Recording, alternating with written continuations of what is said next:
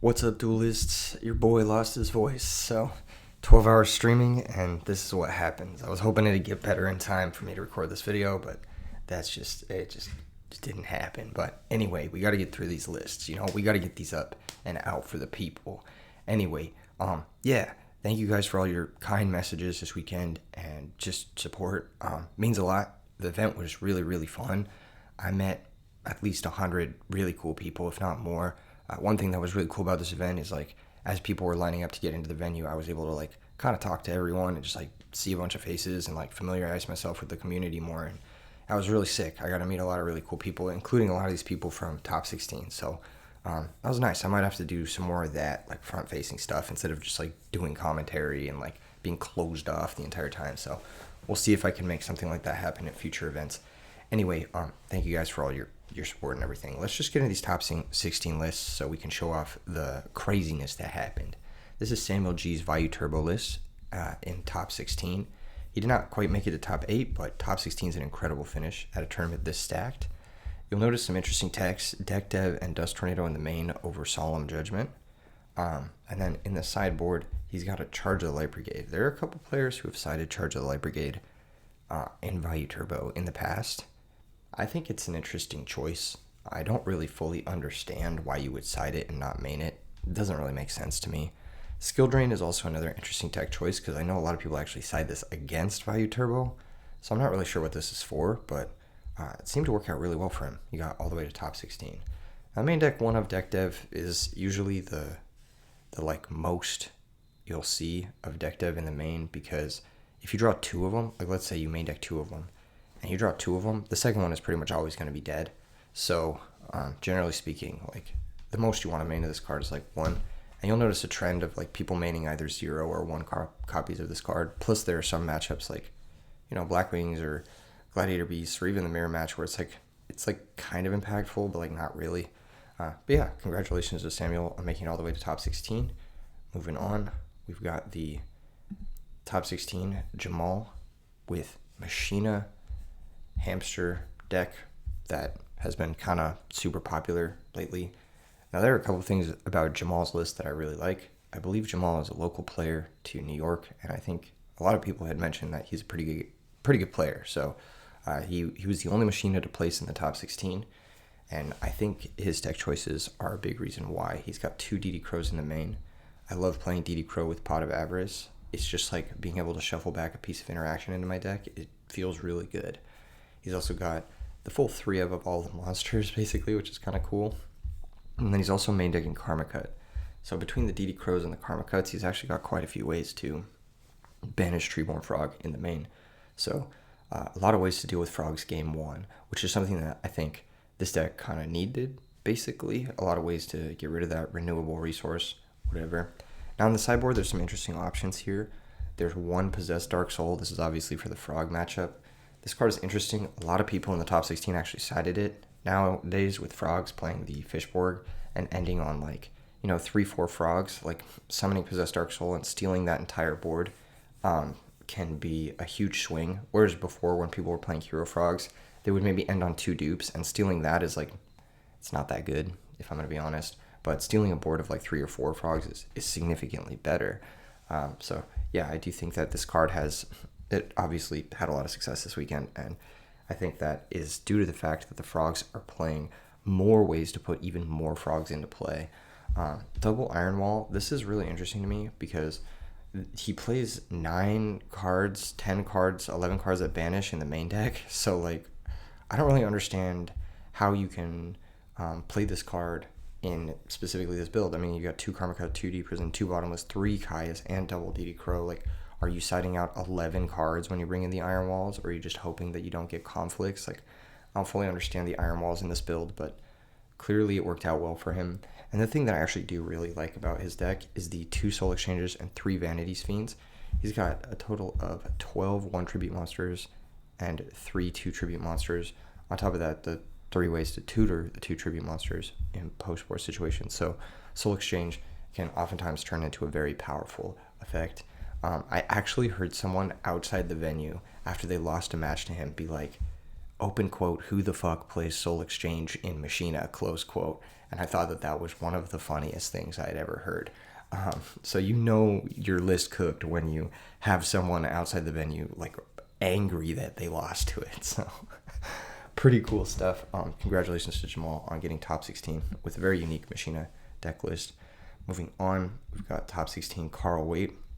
Carl Waite has consistently been one of my favorite players to watch in GOAT format, and now he gets to also be one of my favorite players to watch in Edison format. He decided to play the Gemini Lancer Hero Stun deck profile with double skill drain in it, which is, I think, a really cool take on the list. I actually really like this build with the double Miracle more than like the other builds we see with Diva. I think this build is much more consistent. This is the only hero beat deck to place in the top cut of the tournament. I do think that because Carl Waite is an experienced player, he knows how to play these styles of decks. Of course, this is a very similar deck to like something that you would see in GOAT format in a way.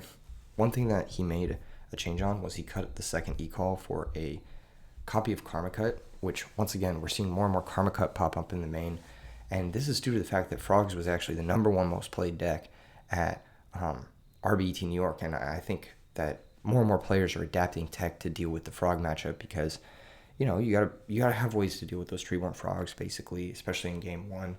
So yeah, just having that extra piece of banish in certain matchups like blackwings where you have that extra summon stop can be very useful, or just that extra way to interact with Treeborn Frogs that you normally wouldn't have is it just goes a long way in these long tournaments, these long marathon style tournaments. In the sideboard, you're gonna notice some really cool cards. Power Filter, once again, kind of an adaptation to dealing with the Frogs. I actually think this card is great against Frogs. It's kind of like a Royal Oppression that you don't have to pay life points for, and that can also stop like random things. Like, I don't know, it's just a cool card. But yeah, really solid stuff. It stops Fishborg. It stops, obviously, stops a Toad, basically, unless they're bringing out Death Frog, of course. It stops Treeborn Frog from coming out. So really solid card against Frogs, and it can also help against matchups where they're trying to like spam tokens and shit. So really useful card, I think, especially in this deck where you're just basically never summoning anything with less than 1,000 attack or special summoning something. Double Possessed Dark Soul, once again, one of the most popular sideboard cards from this matchup that we, or not this matchup, this weekend that we hadn't seen a lot of, but I think this is due to the fact that the Frog decks, once again, are putting up more and more Frogs. And once you're stealing 4 cards with this card, it's just such a nice resource, especially because the Frog decks, like, they're playing like Salvage and Avarice, and just making sure they don't touch the grave can really cut off those cards as well. So I really like this list from Carl Waite. Congratulations on his top 16 performance. Then, of course, we've got Antoine, top 16 with Vayu Turbo, a pretty different list from the previous one. I believe this is a list that a player by the name of Sham Wow had sort of pioneered. It's got the Chaos Sorcerer and the Return and the one of Icarus attack.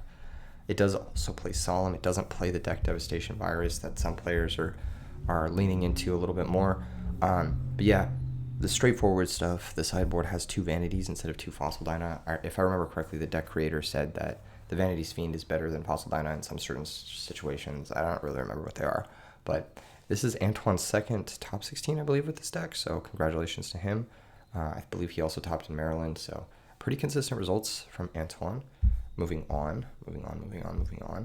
Congrats, but well played, Antoine. Moving on, we got the first Gladiator Beast deck in top 16. This is Javi's deck list. I must have inputted it wrong here. It looks like I'm missing a sideboard card, but Javi, if you're in the comments, just write what your 15 sideboard card was. I must have forgot to input it correctly. Anyway, or save it or something. Anyway, yeah, this is kind of a Gladiator Beast deck that we would like sort of expect to see, except there are some really interesting techs. He cut the second Ready Ari for a main deck DD Crow. This is pretty cool. This allows you to interact with things like Fishborg Blaster as early as turn 0, basically before you've even had a turn to play. So that's pretty cool. And oftentimes when you need the second Ready Ari, it's because you want to banish both Treeborn Frogs in one go. If you have the DD Crow, then you can banish both Treeborn Frogs that way. So you have 2 ways to banish them in one go, I guess. It is nice to have 2 Ready Ari in the main deck. I think that it's possibly better, but maybe he was citing it. Again, like I said, I must have misinputted. The rest of the monster lineup is kind of like your standard Tiger Glads. You've got the Cat and the 1 Prisma. I actually really like this ratio. 1 Cat, 1 Prisma, double Sam Knight. I do like Gores in this deck quite a bit. Triple Upstart, double Respite, which I have learned how to pronounce, makes sure that this deck is super consistent. A lot of one of traps, one bottomless, one compulse, one dust shoot, one dust tornado, one call of the haunted. Generally speaking, you have to cut into the traps to play heavy Upstart and heavy Respite, but with the ability of Respite to sort of fix your hand, sometimes you'll be able to draw the trap cards that you need. I don't know if I love starting only one bottomless. I honestly think that this is one of the best cards in the deck. So I think if I was going to play this list moving forward, I would probably start both bottomless, maybe even over the Dust Shoot or the Dust Tornado. I don't really know, but this list is really interesting. No Starlight Road, no Dark Bribe, very low trap count, only 2 Book of Moon, which I guess makes sense. You have a lot of like redundancy with the draw power and stuff. So yeah, really, really cool list. I like this list a lot with a couple of hand traps from Javi, and he played great. I believe he was 7-1 in Swiss, and his only loss was actually to the next Gladiator Beast list I'm going to show you, which was, so he only lost in the Glad Beast Mirror in Swiss, and he lost to Anthony Murray, who was 8-0 in Swiss with Gladiator Beasts. This is our next top 16 Gladiator Beast list, and this list is similar to the last one, but instead of playing the DD Crow and the Gores, he's got the 1 Hedge card, and he's got double Ready Ari. So he's also not playing the 1 of Prisma, which is very interesting. Instead of Heavy Storm, it looks like he's opted to go for this very interesting suite of 6 quick play spell cards: Triple Book of Moon, Seagull, Space Typhoon, and Double Shrink. Shrink is a really cool card. It oftentimes allows you to play through Bottomless Trap Hole, and it can act as like a defensive trick as well when weakening an opponent's monster. Defensive or offensive, honestly, you can attack and then damage step Shrink. I think this is a strong card, and it definitely contributed to Anthony Murray's 8-0 performance in Swiss. On top of that, the trap lineup looks similar to ones that we've seen from players like Ma, who topped the Ultimate Time Wizard. Triple Dust Tornado, triple Deep Prison, double Compulsory, like really, really leaning heavily into this single 1-for-1 spot removal, because his game plan clearly is to simplify the game state and then start connecting with the Gladiator Beasts. He's got double Bottomless, Mirror Force, and 1 of Legacy Autograssi to put him to 41 cards, which is a very interesting one of. I wonder why he elected to do this as the 41st card. I know Murray's kind of a fan of playing over 40 in Glads, just as a way to dilute these guys, because drawing too many of them can be really bad, and this list plays quite a few. I believe it plays 12, obviously, so it plays quite a few Gladiator Beast monsters, so you want to be careful not to draw like 4 of them in your opening hand. So diluting your deck with a few more like spells and traps that cantrip is pretty useful. The sideboard is where things get interesting. He elected to side the Secutor instead of main it. I think that Secutor is one of the best cards in the deck. When we were watching him on stream, we watched a couple of his matches. If you want to check out the VOD under the live tab on my channel, you can find his matches there as well. Secutor won him almost every single game we saw him play on camera. So maybe a card he could have made. Who knows? Some interesting stuff. The double Ancient Forest. Love this card in Glads. I talked about it in the top 8 gameplay footage, all the unique uses and how to fully utilize this card. Triple Trap Hole to deal with blackwings that gives you a full 7 or 8 summon stops against blackwings, which is really nice. Another compulsory and a really interesting card, Pole Position. This makes it so you can't be brain controlled, basically, or soul exchanged, which is really nice. It defends your guy. Obviously, if it's removed from the field, it destroys the monster with the highest attack, but the cool thing about that is you can use it to remove your opponent's monsters. Like, let's say you flip Pole Position, and then your opponent has a big monster in play, and then you can like maybe Tiger into Bestiari, and then pop your own Pole Position to kill their monster. Let's say if your Murmillo got used or something like that. There's a lot of interesting uses for Pole Position. I think it's a very versatile card, and it's also really nice because it couples well with Ancient Forest, I believe. Yeah. So like if you have a monster out and you don't want to tag it out and you have Pole Position and it's your strongest monster, then you actually don't have to tag it out because they're unaffected by Ancient Forest. So yeah, really cool stuff. A lot of 1 of monsters, 1 of Cyber Dragon, 1 of DD Warrior Lady. This card's insane. It's really, really good. I wonder how much work you put in for him. 1 of Smashing Ground. I really like Smashing Ground in this deck. I'll get into that a little bit more later. Of course, the 3rd Chariot in the side. And then 3 of each monster in the extra deck that you can actually summon. So cool stuff. Congrats to Murray. I'm honestly really impressed with his performance. He played out of his goddamn mind. He played really, really well this entire event. And he did it with a deck that he was really passionate about.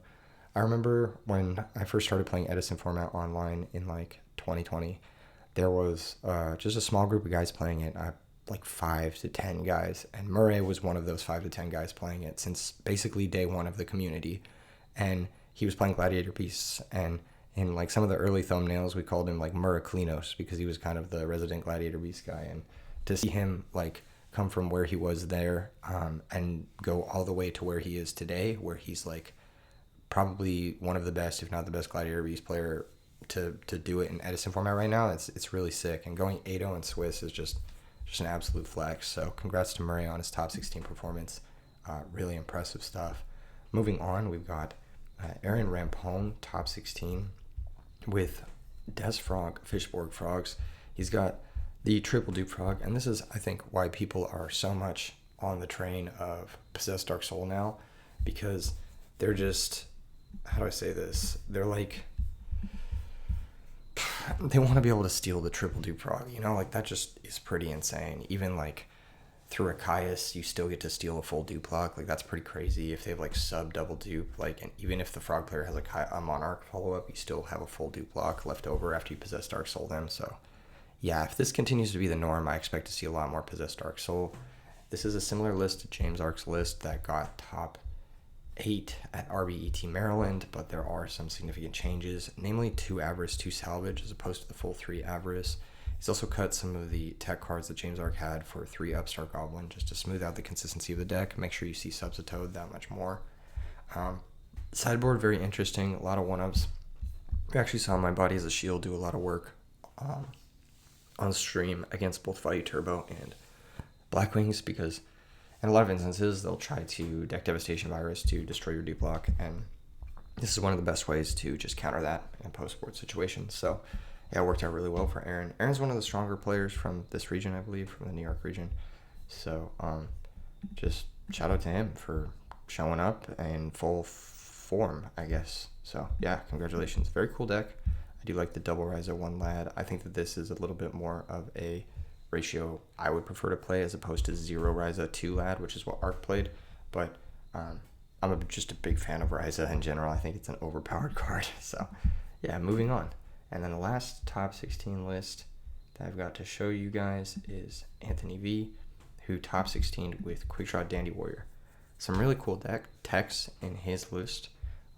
Looking at the main deck, we've got the double Trap Stun. This is a tech that was played in the first or second place Ultimate Time Wizard Quickdraw list that went undefeated from YCS Las Vegas this year.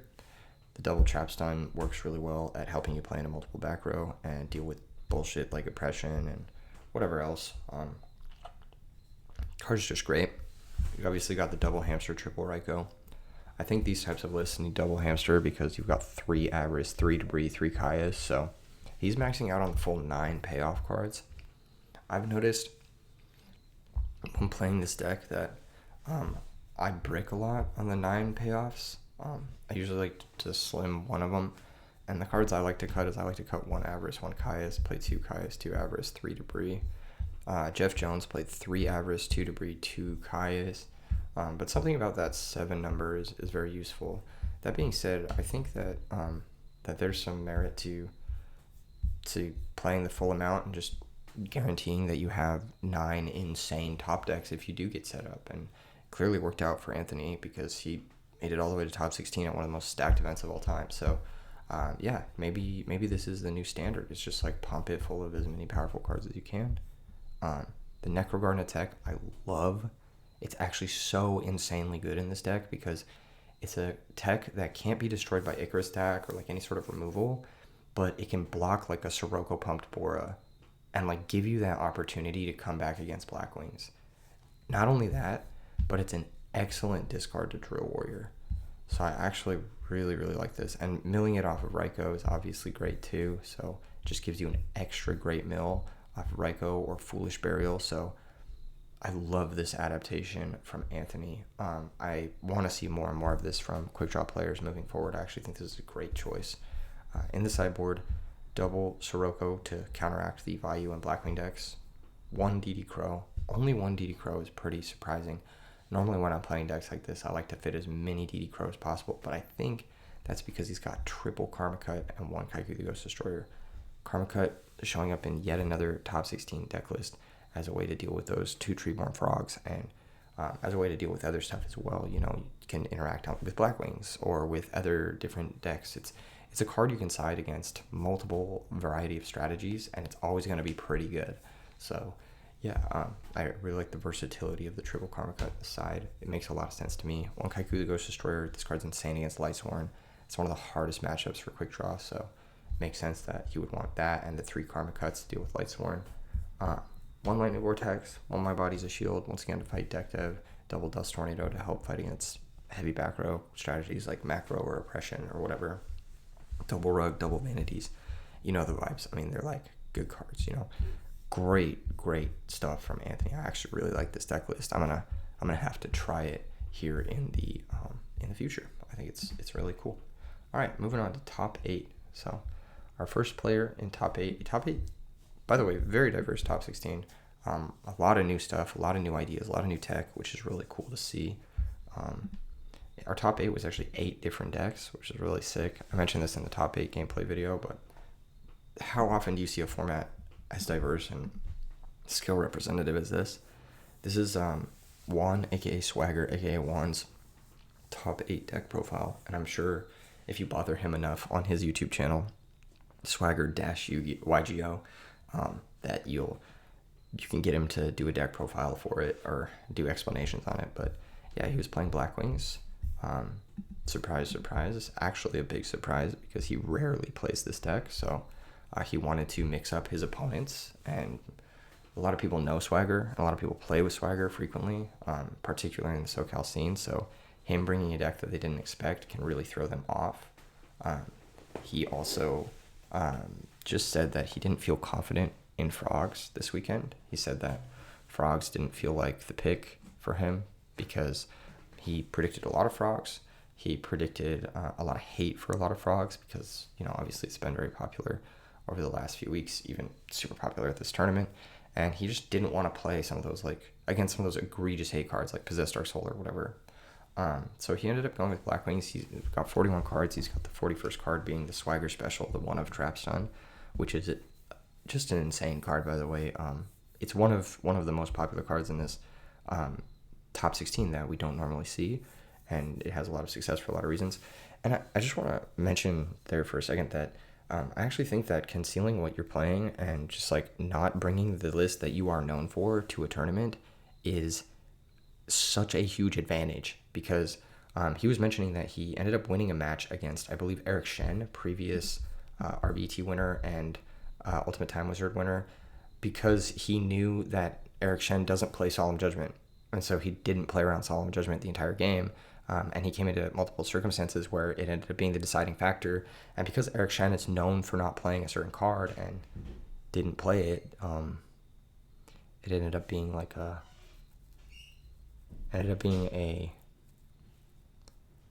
what is it? A detriment that lost him the match. So, yeah, food for thought. Like if you're a public-facing figure or someone who likes to post deck profiles or someone who likes to play certain decks, maybe switch it up for the main event and catch people off their guard. As long as you're practiced enough and know how to play the deck, then clearly it's going to pay off. It worked out really well for Juan. Made it all the way to top 8. So congrats to him. Interesting stuff in the side. One of Raikou, triple knock, plus mind control. So just really hating out those hamsters. One of deck dev in the main, one of deck dev in the side. Oppression, one of here and there. 2 Mask of Restrict for Frogs, obviously. When we were testing together, I absolutely bodied him with Mask of Restrict when he was on Frogs. So he probably just adapted that from our testing and was just like, yeah, all right, this just cooks Frogs. So why would I not play it type shit? And so worked out really well for him. Congrats to Juan. Super happy to see him get top 8. He's one of my boys, so very, very, very happy about that. Speaking of one of my boys, next top 8 list is Raunuk, all the way from Ireland, aka Cormac, playing one of the craziest decks I've ever seen. Yeah, just absolutely ingenious design on this deck. Gear Town, Mausoleum, Black Garden, Autonomous Action Unit, Karaz Frogs. This is actually Karaz's first appearance in RBET top 8, and also Autonomous Action Unit's first appearance in RBET top 8, as far as I know. just really, really sick deck. It might even be Black Garden's first appearance in an RBET top 8 as well.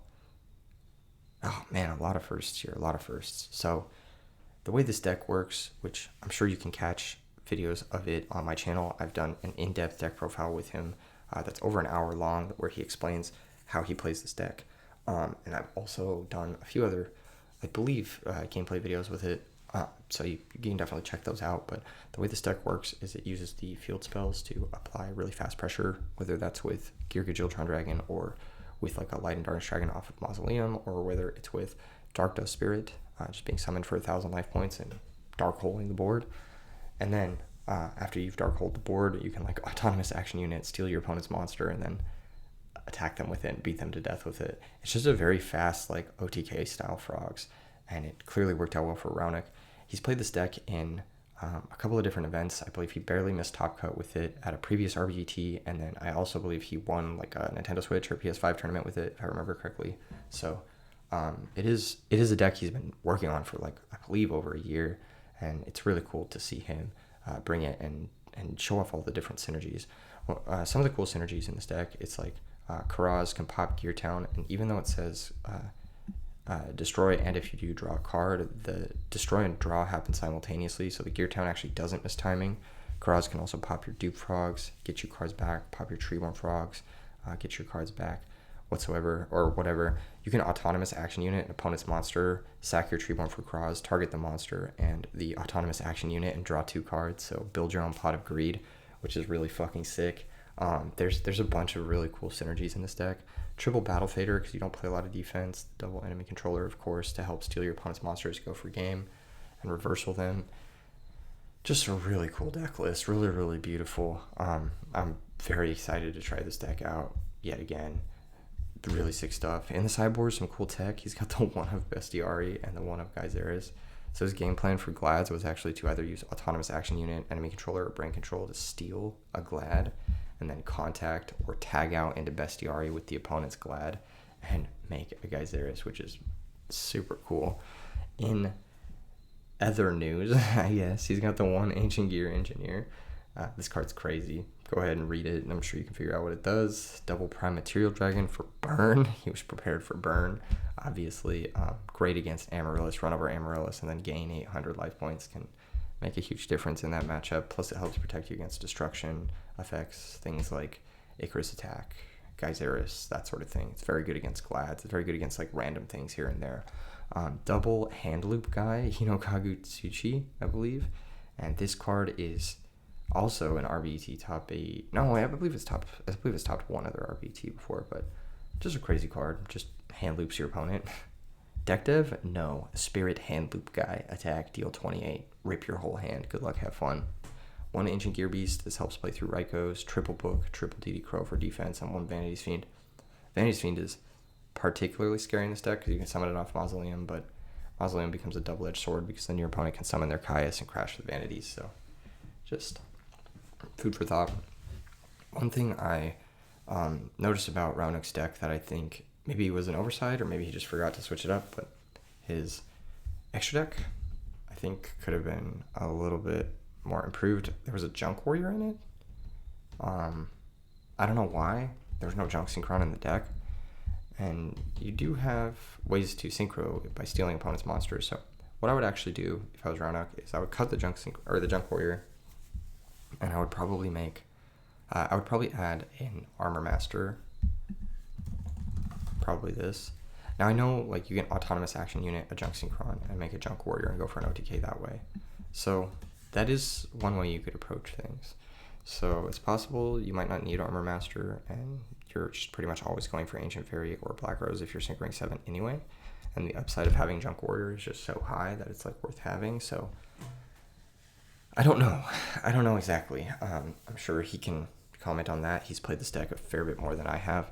I just think that like there are going to be a lot of instances where you just take a Gale and you make an Armor Master, and Blackwing has trouble with that. So I don't know if that's like more common or less common than making a Junk Warrior against like frogs or whatever, for whatever example. But yeah, I love this deck. It's just a really, really cool deck with a lot of utility and a lot of fun effects and fun synergies.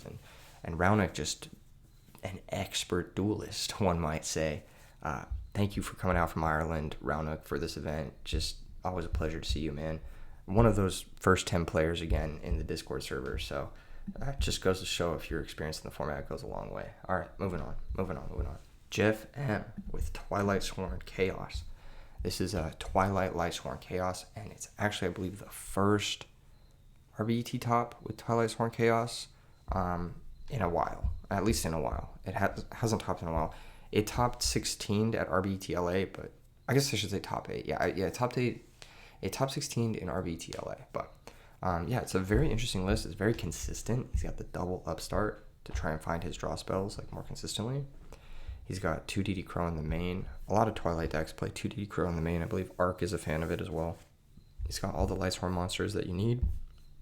He's got the one of Caius, which I love in this deck. He isn't playing Foolish Burial to send Wolf, which I find interesting, but maybe he just felt that the utility of it was not as good as just some of these other cards that he's added. 1 Threatening Roar, 1 Force, 1 Dust Shoot for the back row is interesting. I think if you mill the Threatening Roar, your opponent will play around more than one of them, so just having the one of can maybe secure your Mirror Force resolution. Sideboard is interesting. It's very similar to the one we saw in RBT LA with the one of Barrier statue. I don't know why the fuck this is in the deck. Maybe because it works with Honest, but I think this card is worse than Fossil Dyna. However, you can normal this after special summoning a JD, or you can normal it then special summon JD, but you could do that with Dyna anyway, right? So I guess if this is in play, you could still mill Wolf or like special JD that way. I don't really know why this card. There's got to be a reason for it, but I'm too tired to think about it right now. Other stuff in the sideboard: 1 Thunder King, 1 Mask, 1 Oppression, just Floodgates, My Body's a Shield, 1 Sirocco, works as a Dark Chaos Sorcerer, can bring it back with Monster Reincarnation in the Blackwing matchup, so cool tech card. Double Consecrated, very useful. Great stuff. Shout out to Jeff for getting top 8. The deck looked very solid when he was on stream. It looked very consistent, which is crazy to say about a Lightsworn deck because normally that's their biggest issue, right? But the 2 Upstart Goblins look like they helped quite a bit, so yeah, moving on. Next top 8 deck, we've got David J with Hero Frogs. A similar list to lists we've seen in the past, but he's foregoing Future Fusion and Dandelion for the 2nd Emergency Call and the 3rd Swap Frog. I think that's just consistency choices on his part, and I think that's a pretty good choice, if I'm going to be real. I think that, you just need to see your heroes and you need to see your frogs, so playing cute shit like Dandelion is like one less engine card, basically. Although I do like Dandelion into some of the sideboard hate, I do think Dandelion is a great discard to Regeki Break. I can understand why he would not play those cards. Future Fusion also closes off your Treeborn Frog if it sticks around, so a little bit counterintuitive. The sideboard, pretty straightforward stuff. It's got 1 Water Art, which is a cool tech card, and 1 Karma Cut. Other than that, it's stuff you'd expect to see, except for this 1 Breaker the Magical Warrior. I know a lot of players have been playing Breaker the Magical Warrior in this deck, and I just want to say that I think it's bad. For lack of a better word. Every time my opponent has a Breaker and they summon it against me, I rug it. And I'm just like, well, okay. Or it just plays into Bottomless, or it plays into the summon stops that people leave in against frogs. And it just time walks you because this deck only has 1 normal summon. So a card that I want to draw attention to, is Lila, Lightsworn Sorceress. I think instead of Breaker, people could play Lila. Not only is Lila just better against Rug, which is one of the number 1 cards people side in against this deck, it still pops Mask of Restrict just the same. It also sticks around, and End Phase mills you cards, so it could potentially mill you a hero for your Miracle or mill you a Treeborn Frog. So I think that's just overall a little bit better. Plus, I know if you have Shadow Mirror, people do side it in against frogs.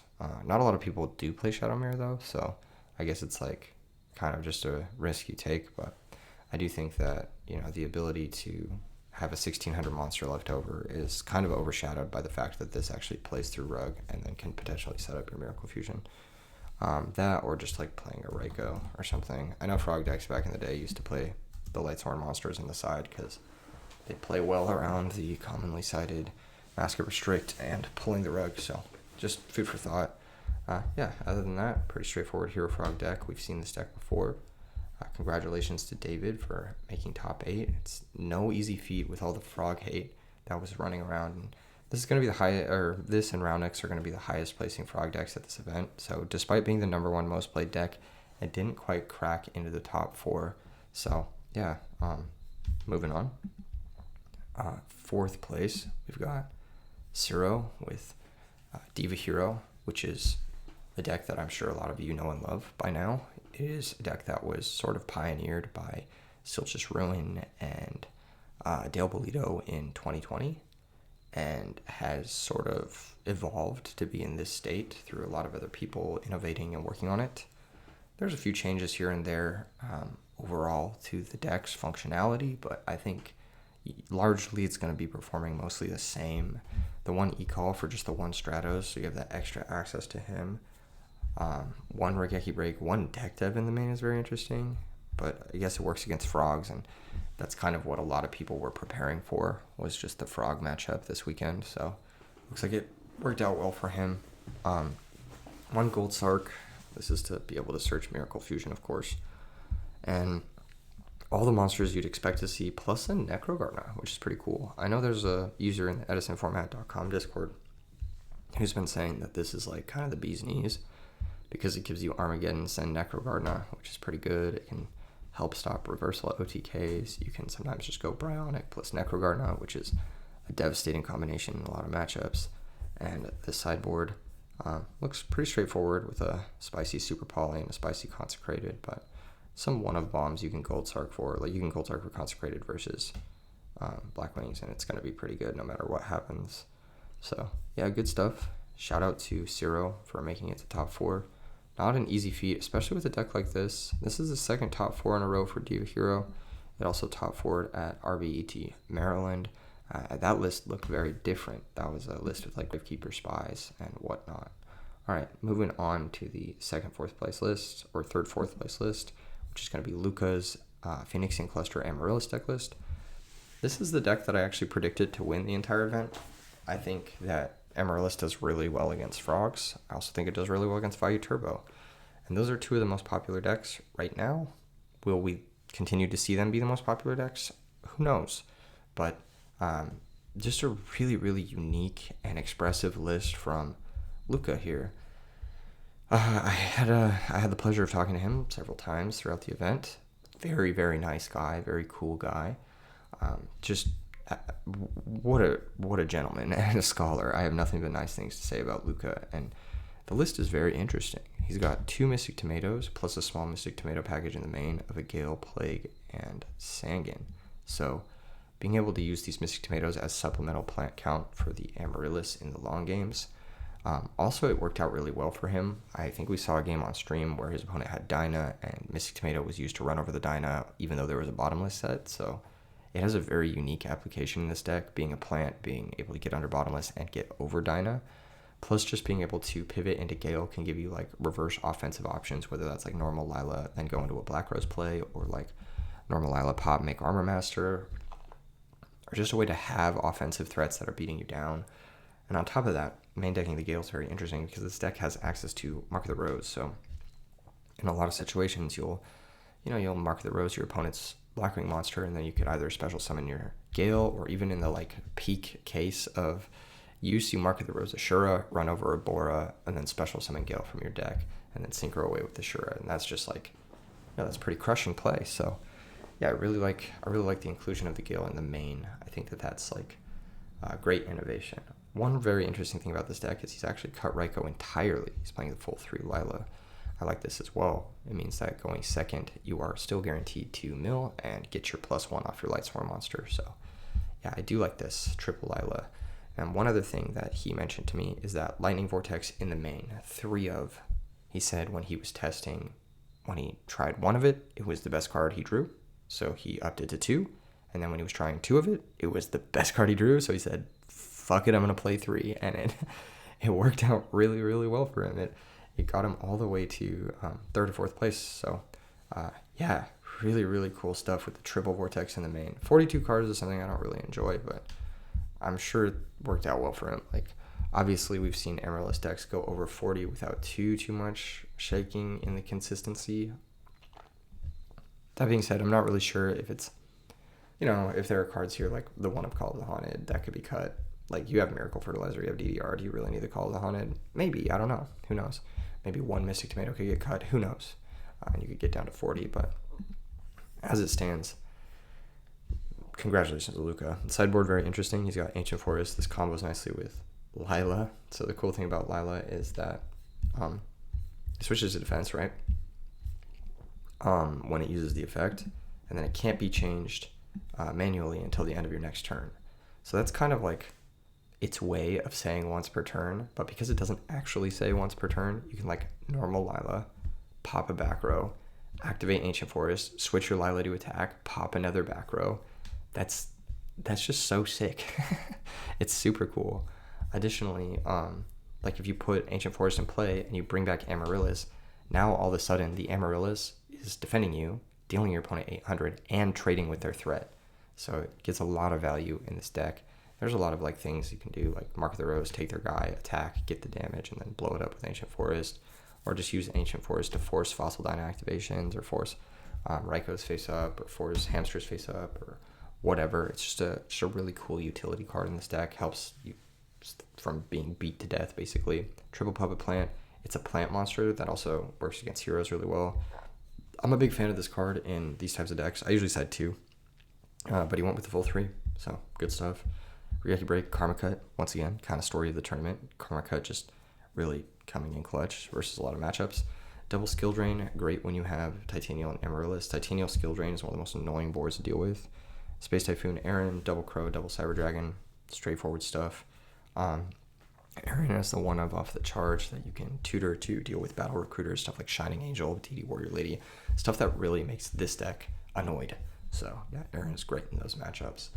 Great stuff to Luca. Just really, really cool list. I did predict this to go all the way, but unfortunately he had a tough pairing in top 4, and we'll get into that in a second. So 2nd place, Richard S. Shout out to Richard.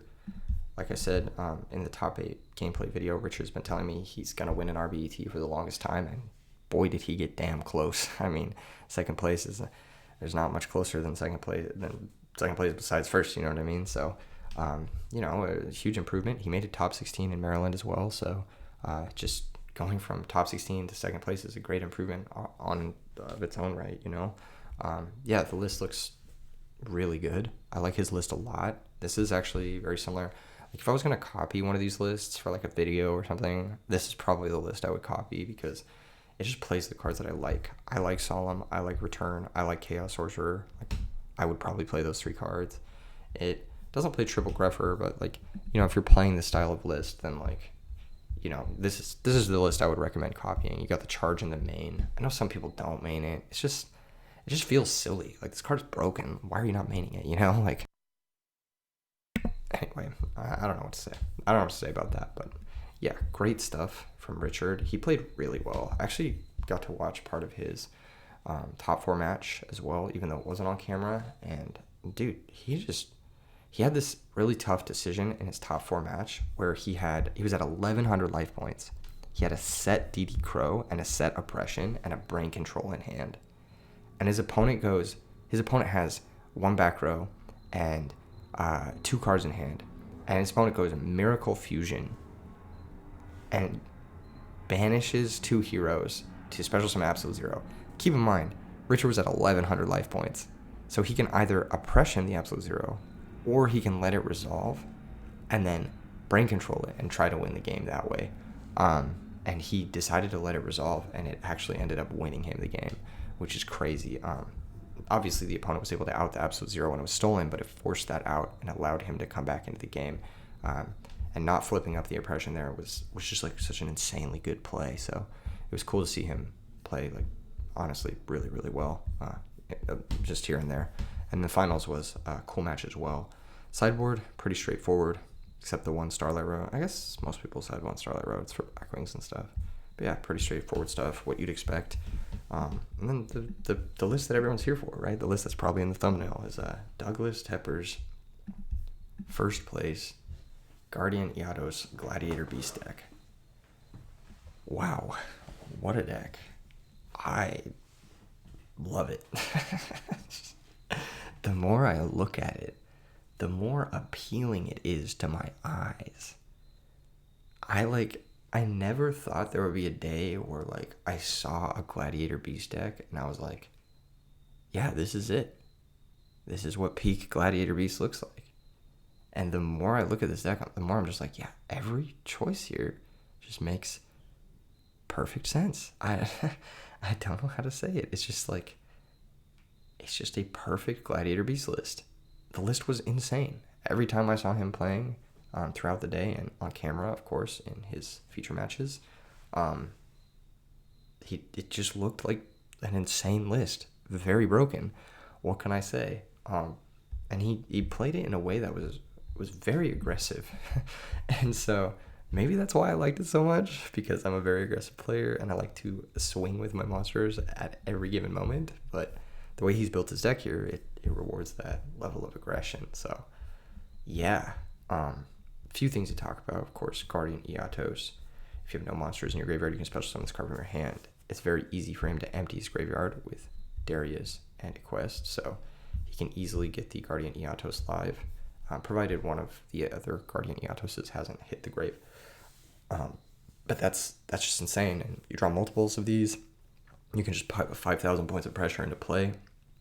One of the things I don't like about Gladiator Beasts is how shit Gladiator Beast is at closing games. Iatos completely patches that hole. On top of that, attacks over Caius, trades with Stardust Dragon, attacks over Armed Wing. The stat line of 2,500 is so good. And on top of that, with Triple Book, you can swing it aggressively into deep prisons, and it has a huge defense stat too. So like, maybe they go for Mirror Force, you're like, all right, book my Iatos. And then they have to get over 2,000 defender. A lot of decks, like Blackwings, most decks just can't get over 2,000 defense very easily. Like, they have to commit multiple cards to get over 2,000 defense. So yeah, I think this is just a huge improvement on the deck. Not playing Dimensional Fissure. I know a lot of people who were commenting on the deck were like, is he playing Dimensional Fissure? Is he playing Dimensional Fissure? No. And I think that is a great decision. I think just playing the Iatos, taking that strength from the Iatos, like, kind of Dimensional Fissure decks, and not playing the bricky Floodgate, quote-unquote Floodgate, is absolutely genius. I think that's, like, just a really, really smart take on the deck. Triple Book of Moon, exactly what you want to see in Glads, right? Triple Proving Ground, this is one of the strongest parts of Glads, in my opinion, is that you can play 3 copies of a monster that can't be dust shooted. And on top of that, it's 3 copies of your best Glad, which is Bestiari. So 3 additional ways to get into Geyseris. If you could play 3 Rotas, would you? You know what I mean? Obviously, you'd want to play the build that maximizes the Proving Ground because it's such a powerful card. Double Smashing Ground. I mentioned this on the top 8 video, but Cameron Saunders had a list in 2020 that played triple Smashing Ground, and it was good every time he played it against me. And I think that is kind of a mandate in these styles of Tigerless Glads. You just need a way to clear big threats. The nice thing about Smashing Ground in this deck is it's actually very difficult to stop. Even if your opponent has a Stardust Dragon, you Smashing Ground, you can always tag into Retiare to banish the Stardust Dragon, or you can Chariot the Stardust Dragon effect. So yeah, Smashing Ground, just like really key card, because even if you go like -1, smashing a dupe frog, whatever, as long as you get your tag off, you can get that plus instantly back, which is really nice. For the Twap suite, that's funny. For the Trap suite, we have Double Chariot, not even siding the third, just said 2 is all I need. Makes sense, don't want to brick on it. 1 Solemn, Double Road to defend against Heavy Storm. Double Bottomless, Mirror Force, triple Deep Prison, so max removal, triple compulsory. Just saying, I just need to connect my attacks. In this deck in particular, if you look at this sort of Iatos attack style, compulsory becomes insane. Just summon Iatos, normal Equest, attack for 41, set compulsory. Oh, you want to set a Raikou? End phase or whatever, I'll compulsory Raikou, attack for 41, game ends. This deck just pressures people so fast. It puts on so much damage so quickly. It's like an Armed Wing that you don't even need to set up. And Guardian Yugioh is just like so good in this deck. It looked so good every time he was playing. And you know what's crazy about the finals match is I don't want to spoil too much. Well, I mean, obviously I'm spoiling by saying he won, but he should have won 3-0. Like, he literally misplayed in game 2, and it cost him the game. He should have won the finals 3-0. Like, every match he was on camera, he 2-0'd the Amarillis player. He should have 3-0'd the finalist. The deck just looked unreal. Like, I legit think this is like a brand new meta thread deck. Like, this is like the way I would play Gladiator Beast moving forward. It's just really aggressive. I don't know. It's just fucking awesome, dude. Double Wabaku. This can help you against, true nade turns where people go for OTKs. It can also help you get tags off of your weak monsters. Let's say you start Armillo or Ready Ari and just need to tag them into the deck. It can help you do that while also defending you against, like, I don't know, Sirocco pump situations. It's chainable into Icarus. Triple trap stun. Once again, you just need to be able to play into oppression with this deck. And I very clearly won him the finals. Every single time he drew this card, it was insane. He just flipped it into his opponent's back row, blew up the rest of the back row with Geyserus, ended with like Geyserus plus a couple of removal, and that was usually all it took to win the game, close it out. So yeah, just love this deck list. I think this is, I very rarely say this, but I think this is a perfect deck list. Like, the more I look at it, I'm like, yeah, there's not a single thing that I even think I would want to change. Everything makes sense. Everything makes sense, including the sideboard. Double Ancient Forest. This was huge for him in the finals. Double Anti-Spell Fragrance. I've played Anti-Spell Fragrance before in Glads on this channel. It works really well against spell-heavy decks because you just set this, you flip it against Dragon Turbo, and then on your turn, you're able to Bestiari, pop their back row, their spell cards, they can't even be activated. You're able to Geyserus, pop their back row, can't even be activated until the next turn of the opponent. So yeah, it's just a fucking Imperial Order in this deck. It's just fucking crazy. So yeah, it's just really, really good. What can I say? Double Sirocco for Blackwing's Value Turbo, of course. Just playing into that aggression of Guardian Iados, like just being able to go like normal Sirocco, special Iados, attack for 45. Huh? That is so fucking crazy. Like, people really underestimate this card. I played it in a video like literally like 5 days ago, and just showcased the power of it. And a lot of people were like, "Oh, that's really interesting. I didn't realize how good it was." And every opponent I played against was like, "I didn't realize how good Guardian Iados was until it was punching me in the face." And so, yeah, the strength of just having a 2500 special summon with no drawback basically is insane. Triple Mask for Frogs. Just said, fuck it, I'm not losing to Frogs. Double Possessed Dark Soul. Once again, saying, fuck it, I'm not losing to Frogs. This guy does a great job at just clearing the dupe block, which is the only way that this deck is really going to struggle with Frogs, is if you get dupe blocked to turn 1. So, yeah, Possessed Dark Soul, just take it, go from there. And then double Snowman Eater to deal with Hero Beat, which is like this deck's normally worst matchup, but once again, this card just patches all the holes. It runs over Alias, runs over Stratos, doesn't take your normal, fucking fixes everything, fixes that whole matchup. All you flip Skill Drain, deal with my 2500 Iados, even crashes with Absolute Zero. What the fuck? That's crazy. Just a fucking insane deck list. I cannot say enough nice things about this deck list. It's literally perfect. I'm going to try to have Douglas on sometime in the next few days and interview him, talk to him about his matches, talk to him about his experience playing this deck. And Douglas was just a fucking Chad, dude. Like, every time I talked to that guy, I got good vibes. I don't know how to say it, but just a really, really, really cool guy. So I'm super happy to see him win with such a unique deck, and he improved it. It's crazy. It's crazy, right? Because like, all it takes is like having not only, well, you got to play well. Obviously, you got to play well to a certain degree, but having the right approach to a metagame. Obviously, the weekend where Frogs is the number 1 deck, Glads is going to be great. That helps. Does help that the meta was kind of in his favor. But being able to have the right tech, Guardian Iados, triple Compulse, triple Trap Stun, double Smashing Ground, that sort of stuff, and being able to see it consistently, playing the maximum number of copies that you can play, just wins tournaments, man. That's what you need to win tournaments, is you need to have the right tech.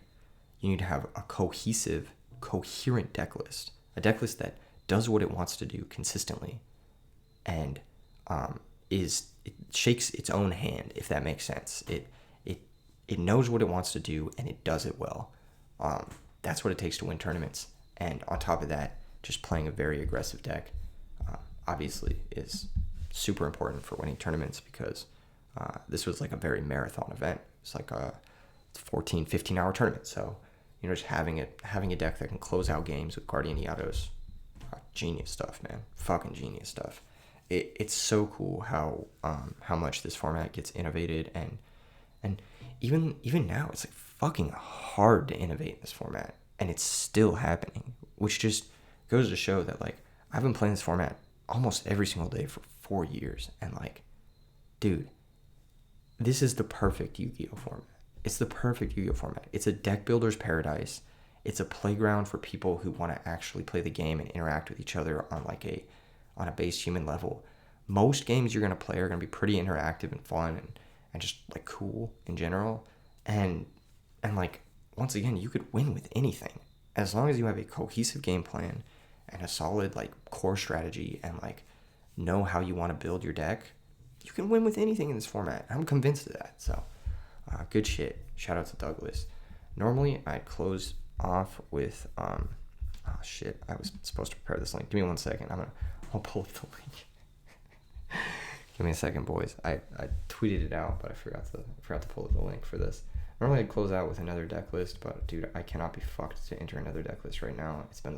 It's literally 1:30 a.m. I have a flight to catch tomorrow. I'm like, I need to pack, and I'm just like, I don't want to type in another 65 cards right now, but I do want to show you guys something really, really cool from RBET New York. This is actually something that just, like, for some reason is so cool to me. The event made the local news, like, straight up. RBET New York was on Channel 12 News in New York. Fucking ads playing, but dude, this is crazy, right? Like, that's actually nuts. They had a 45-minute segment on the tournament too. Over 250 members of the card community joined in on the fun, and obviously the TO and the head judge had a little segment there as well. So, dude, just really cool. Shout out to everyone who was involved with this event. There's Matt, of course, and Chris, two of the people who helped put on this event. Very, very big community figureheads for Yu-Gi-Oh out here in New York. And I just want to give a shout out to these guys, because they went above and beyond to make this event happen through what I would consider to be a large amount of issues and a large amount of downside. They really helped. They really helped this weekend make sure things make sure things actually happen. So shout out to these two guys, and they had a really cool piece about how, like, it's not just Yu-Gi-Oh for a lot of us. It's not just the game, even though the game is great and the format is nearly perfect. It's not just Yu-Gi-Oh for a lot of us. It's about the friends we make along the way, Kappa. No, but for real, like, a lot of people met a lot of cool friends. I met a lot of cool people this weekend. I shook a lot of hands with a lot of great guys, and yeah, it was like an honor to meet you guys this weekend. So thank you guys for coming through, and thank you guys for tuning in. I'll see you in the next video coming this week as soon as I'm home. So yeah, smash like, subscribe. Peace out.